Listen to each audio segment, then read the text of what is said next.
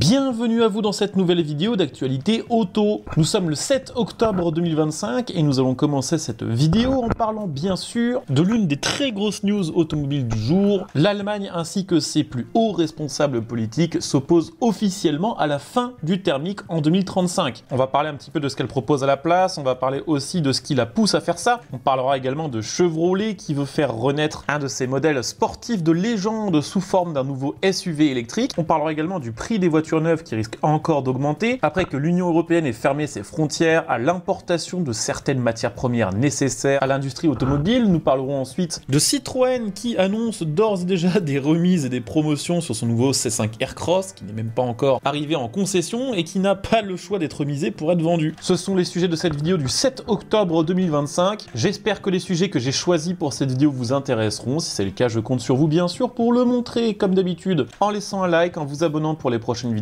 et aussi en laissant un commentaire pour le référencement mais aussi pour donner votre avis sur l'actu du jour.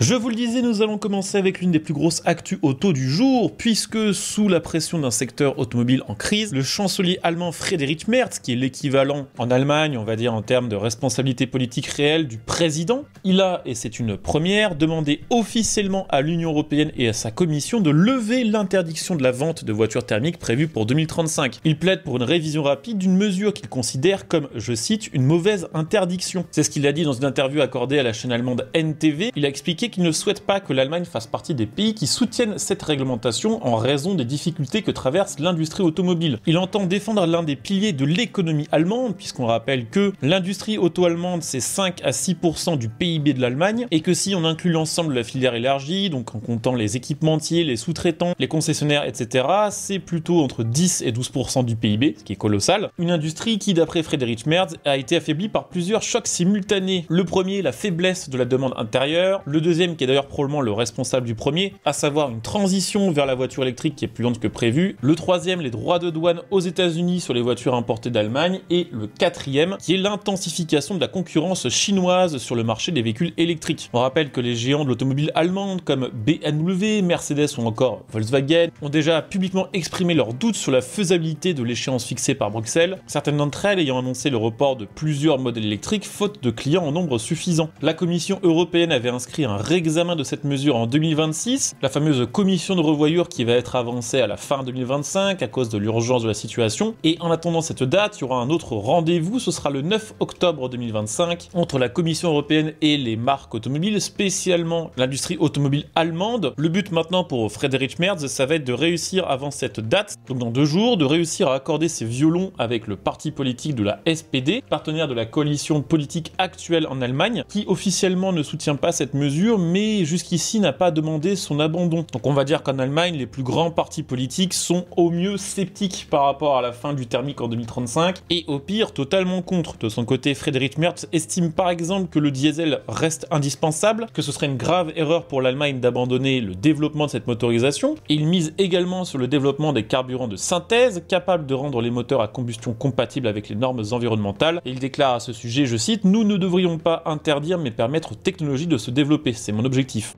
Alors maintenant, pourquoi on en est là? Parce que la filière allemande traverse une crise profonde, les suppressions d'emplois se multiplient et s'enchaînent à un rythme très élevé. C'est 50 000 postes dans l'industrie automobile qui ont déjà disparu en moins d'1 an. Il y a quelques jours, c'était ZF, équipementier allemand de renommée mondiale, qui s'était spécialisé dans la production de transmissions, a annoncé encore 7600 postes supprimés. C'est que le début, puisqu'elle prévoit encore d'en licencier 7000 dans les 4 prochaines années. Quelques jours avant, c'est Bosch qui a annoncé 13 000 suppressions de postes d'ici 2030.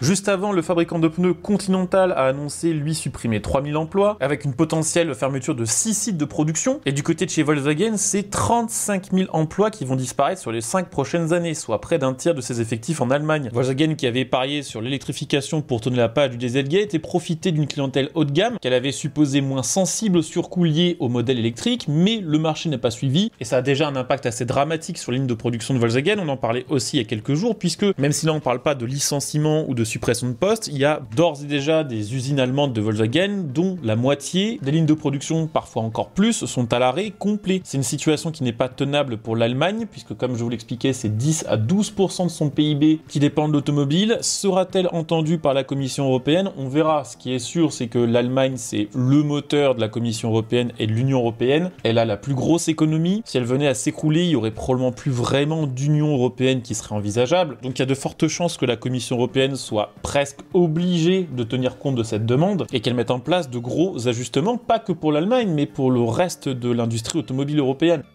Alors dans un tout autre domaine, je voulais quand même vous parler rapidement de Chevrolet qui veut faire renaître le modèle sportif Camaro, autrefois symbole de la muscle car américaine au V8 qu'on a eu en Europe pendant de nombreuses années. Elle a disparu et Chevrolet veut la faire renaître, sauf que Chevrolet voudrait la faire renaître sous une forme plutôt inattendue, c'est-à-dire un SUV 100% électrique. Les informations rapportées par le média automobile Motor Trend évoquent un modèle prévu pour 2027, pensé comme étant un concurrent direct du Ford Mustang Mach-E. Le patron de General Motors, Mark Russ, avait d'ailleurs confirmé cet été au salon de Détroit que la clé du futur du modèle Camaro serait l'accessibilité et l'équilibre entre style, fonctionnalité et plaisir de conduite. Alors on verra ce que ça donnera, si c'est réellement confirmé et si Chevrolet va vraiment au bout de ce projet. Ce qu'on sait quand même, c'est que utiliser le nom d'anciennes voitures iconiques pour en faire des SUV électriques, ça a peut-être marché en 2021 et en 2022, mais maintenant ça marche plus du tout. Il suffit de voir justement les ventes du Mustang Mach-E qui sont quand même assez mauvaises, les ventes du Capri électrique qui ne sont vraiment pas bonnes du tout non plus, et si on regarde du côté de Dodge qui a essayé de faire une chargeur 100% électrique, les ventes ont été tellement désastreuses que Dodge a dû remettre en urgence des moteurs thermiques sur ses voitures et a annulé le développement de futures versions électriques. Pas sûr que ce soit quand même la meilleure des idées.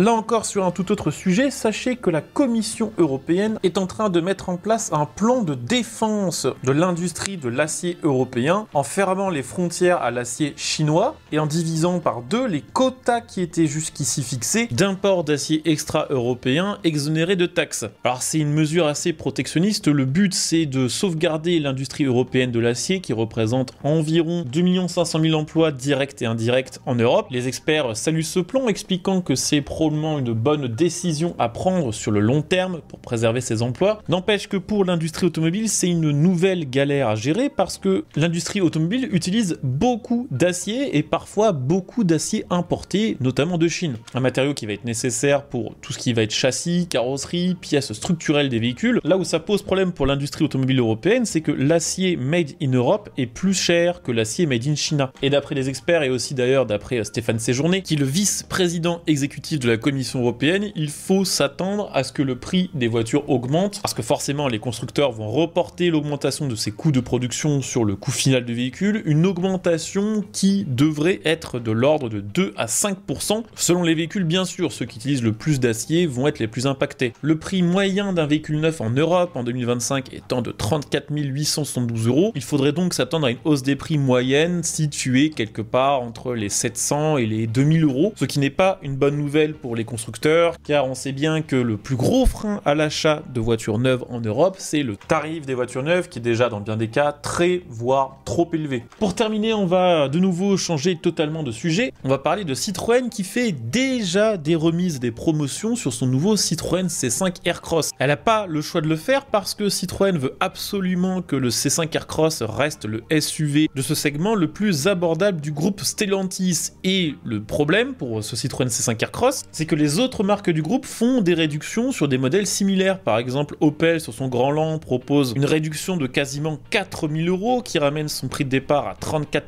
600 € pour les versions 145 chevaux. Il y a le Peugeot 3008 qui est affiché en ce moment à 36 700 € après remise contre 40 000 sans la promotion, et le Jeep Compass qui débute actuellement à 37 600 au lieu de 39 000 en temps normal. Donc Citroën, qui veut absolument proposer le SUV le moins cher du groupe, n'a pas le choix que de proposer dès le lancement du véhicule, parce que techniquement le C5 Aircross il est seulement en train d'arriver en concession et il profite du coup déjà d'une remise de 2%, ce qui lui permet d'être vendu neuf à 34 300 €, légèrement sous les autres SUV du groupe Stellantis, ce dont Citroën n'a pas le choix si elle veut au moins réussir à en écouler quelques-uns. Alors sachez que les versions électriques du nouveau C5 Aircross profitent également de promotions et de réductions, puisque les versions électriques du C5 Aircross seront vendues à partir de 38 500 € contre 40 300 avant la remise, ce qui permet au C5 Aircross de rester aussi sur le terrain des SUV électriques, le SUV le moins cher du groupe, puisque le Grand Long commence à 41 000 et le 3008 à